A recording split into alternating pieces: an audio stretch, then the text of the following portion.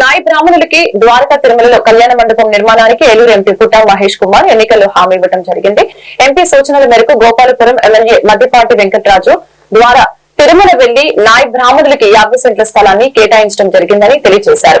అందుకు కృతజ్ఞతగా దెందులూరు నియోజకవర్గం విజయరాయి గ్రామంలో నాయి బ్రాహ్మణ కమ్యూనిటీ హాల్ వద్ద ఎంపీ పుట్టా మహేష్ కుమార్, ఎమ్మెల్యేలు మద్దిపాటి వెంకటరాజు, చింతమనేని ప్రభాకర్ల చిత్రపటాలకి పాలాభిషేకాన్ని నిర్వహించడం జరిగింది.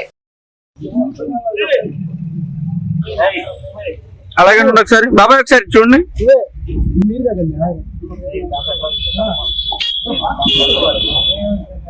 పాలు పోయండి ఒకసారి.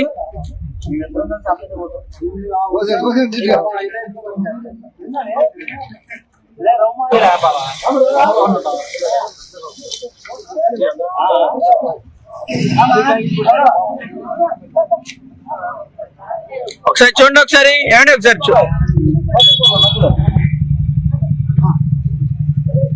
ఒకసారి అలాగే ఉండి ఒకసారి.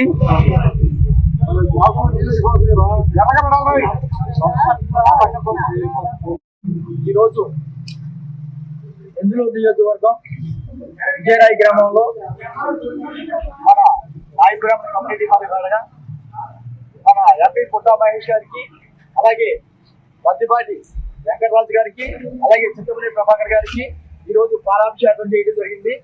ఎందుకంటే ఎన్నికల ముందు మనకి ఎంపీ గారు ద్వారకా తిరుమలలో కళ్యాణ మండపం కట్టి చెప్తానని చెప్పేసి మనకు మాట ఇవ్వడం జరిగింది. అందులో భాగంగానే మొన్న అక్కడ మద్దిపాటి వెంకటరాజు గారికి ఫోన్ చేసి నాయి బ్రాహ్మణులకి కళ్యాణ మండపానికి సైట్ చూడమని చెప్తే అప్పటికప్పుడు ఎమ్మెల్యే గారు వచ్చి 4 సైట్లు చూసి మీకు నచ్చిన సైట్ ఏదో చెప్పమంటే మన వాళ్ళు అక్కడ ఒక సైట్ చూసి చేశారు. ఆ ఎమ్మెల్యే గారు వెంటనే నాయి బ్రాహ్మణులకి 50 సెంట్ల స్థలం ఇస్తామని చెప్పేసి పేపర్ స్టేట్మెంట్ ఇచ్చి, అలాగే ఎంఆర్ఐ గారు సరిపోదు, దాని కళ్యాణ మండపం కట్టి చెప్పడంలో చాలా కసిగా పనిచేయాలి, 100% చేయాలండి. అది ఎందుకంటే రూపాయి విషయం అయితే కాదండి. ఇక్కడ ఉన్న పెద్దలందరూ కూడా చెప్తున్నా, ఎంపీ గారు మనకి స్థలం ఇచ్చారు, కట్టేస్తానని చెప్పేసి హామీ ఇవ్వడం జరిగింది. దానికి పూర్తి మద్దతు ఆర్థికంగా అక్కడ ఏమన్నా ముందుగా మనం చేయాలన్నా ప్రతి ఒక్కరు సహకారం ఉండాలి.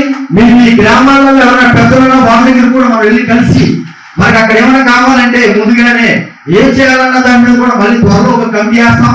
ఆ కమిటీ వేసాక కూడా దాని మీద ఒక 10 మంది టీం తయారు చేసి ప్రోటోకాల్ ప్రకారం పక్కాగా సిస్టమేటిక్ గా అక్కడ ఏం చేయాలో అన్ని కూడా సంవత్సరం లోపల ఎంపీ గారు కట్టి చెప్పి మాటించడం జరిగింది.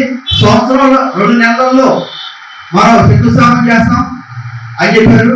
అలాగే రేపు వచ్చే నెల 20వ తారీఖున ఎంపీ గారు మళ్ళీ వస్తున్నారు. 21వ తారీఖున మంచి ముహూర్తం చూసుకుని ఉండమన్నారు. మనం ఆ రోజు శంకుస్థాపన చేస్తాం.